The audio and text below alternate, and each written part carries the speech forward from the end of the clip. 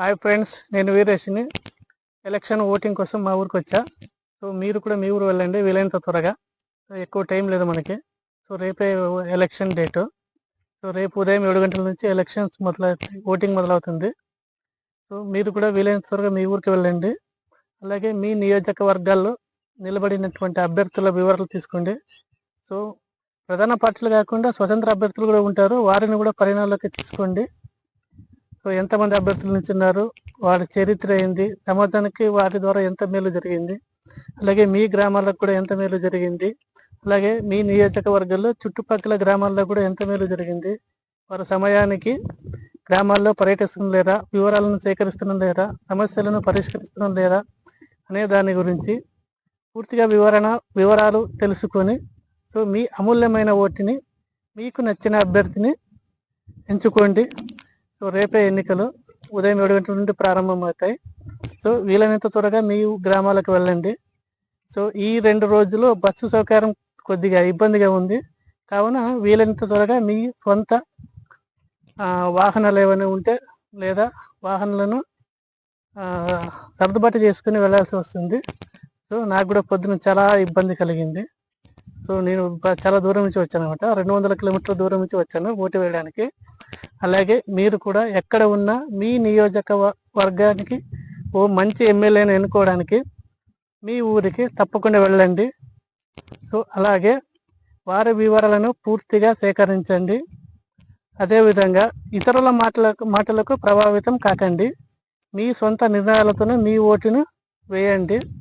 So వీళ్ళ మాటలు విని ఓట్లు వేయకండి. మీ సొంత నిర్ణయాలు మీరే తీసుకోవాలి, ఎవరి చేతనో ప్రభావితం కాకూడదు. అందువల్ల మీ అమూల్యమైన ఓటును మీరే మీ తెలివితేటలతోనే స్వచ్ఛందంగా ఓటు వేయాలి. ఎవరికో ప్రభావితం కాకుండా చూసుకోవాలి. సో ఇన్ని రోజులు ఏదోలాగా జరిగింది. సో వాటిని పక్కన పెట్టేసి వాళ్ళే ఫ్రెష్గా తయారయ్యి మీ ఆలోచనలకు అనుగుణంగా ఓటు వేయాలి. అలాగే ఎవరికి ఏ విధంగా సరే లొంగిపోకూడదు, అమ్ముడుపోకూడదు. సో ఇవాళ అమ్ముడిపోతే సంకనాకిపోవడంతో గ్యారంటీ.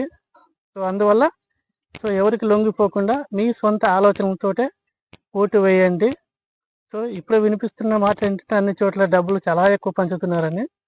సో డబ్బుతో మీ అమూల్యమైన ఓటుని అమ్ముకోకండి. అమ్మితే సంకనాకిపోవడంతో గ్యారంటీ. సో ఇందులో ఏమాత్రం మార్పు ఉండదన్నమాట.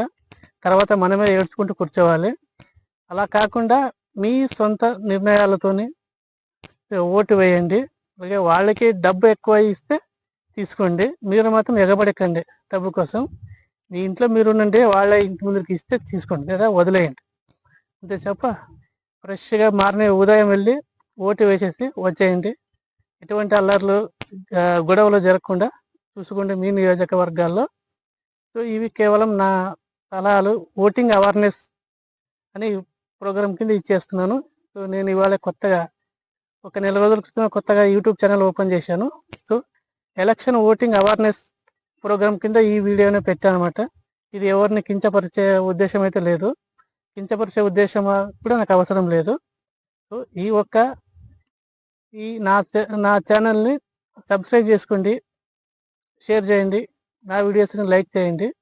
సో కొద్దిగా ఈ మైక్ ప్రాబ్లం ఉందనుకుంటాను, సో వాయిస్ కొద్దిగా సరిగా వినపడదు అనుకుంటాను. సో దానికి కొద్దిగా మన్నిస్తూ నా ఛానల్ని సబ్స్క్రైబ్ చేసుకోండి, లైక్ చేయండి, షేర్ చేయండి. సో ఈ వీడియోను ఫుల్గా చూడండి. అలాగే నా ఛానల్ వివరాలు ఏంటి అనేది నా ఛానల్ని సబ్స్క్రైబ్ చేసుకున్న తర్వాత మీకే తెలుస్తుంది. సో ఈ వీడియో నేను ఎందుకు పెట్టాను అనేది. సో ఈ వీడియో ఇప్పటి వరకు చూసినందుకు చాలా థ్యాంక్ యూ సో మచ్.